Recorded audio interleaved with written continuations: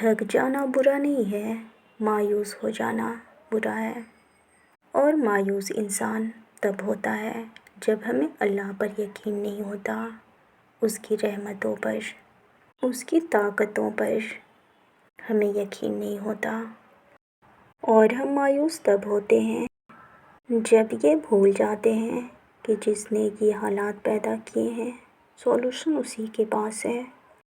کوئی بھی چیز انسان کے بس میں نہیں ہوتی۔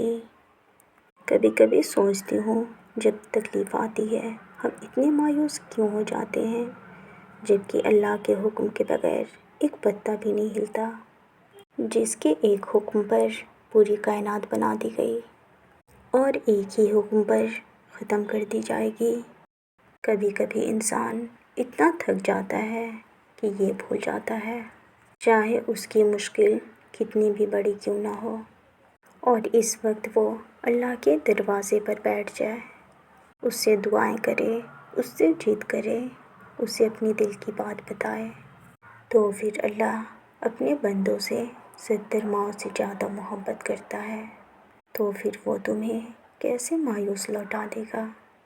کیا تمہیں اللہ پر یقین نہیں ہے، جس نے کبھی آگ ٹھنڈی کی تھی، جس نے سمندر میں راستہ بنایا تھا، جس نے سمندر میں راستہ بنایا تھا، کسی کو کنویں میں گر جانے کے بعد بھی بچایا تھا، کسی کو مچھلی کے پیٹ میں بھی زندہ رکھا تھا، پھر تم نے کیسے سوچ لیا کہ ہمارا رب ہماری نہیں سنتا؟ رونا دیکھ نہیں رہا، ہمارے دل کا ٹوٹنا، ہمارے دل کا تڑپنا وہ سن نہیں رہا۔ قرآن پاک میں اللہ تعالیٰ نے فرمایا، نہ تو تیرے رب نے تجھے چھوڑا ہے اور نہ بیزار ہوا ہے، چاہے تم کتنے بھی گنہگار کیوں نہ ہو، تم کتنے بھی نافرمان کیوں نہ ہو، جب جب تم اللہ کو پکارو گے تب تب وہ تمہارا جواب ضرور دے گا۔ وہ تم سے ناراض نہیں ہے اور نہ ہی اس نے تمہیں تنہا چھوڑا ہے، اور نہ ہی وہ تم سے ناخوش ہے، وہ تو بس انتظار کر رہا ہے کب تم اس کی طرف لوٹ آؤ اور وہ تمہیں معاف کر دے۔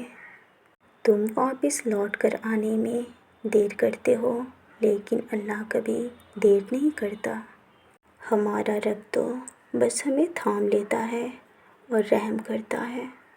اللہ پر یقین رکھو، صرف اسی سے مانگو، مانا کہ دینے میں اسے دیر ہو رہی ہے، مانا کہ دینے میں وہ کچھ دیر کر رہا ہے، لیکن وہ وقت دور نہیں جب تمہارا رب تمہیں اتنا دے گا جتنا تم سوچ بھی نہیں سکتے، اور تمہارا رب جب راضی ہوگا لا حاصل چیزوں کو بھی تمہارے مقدر میں کر دے گا۔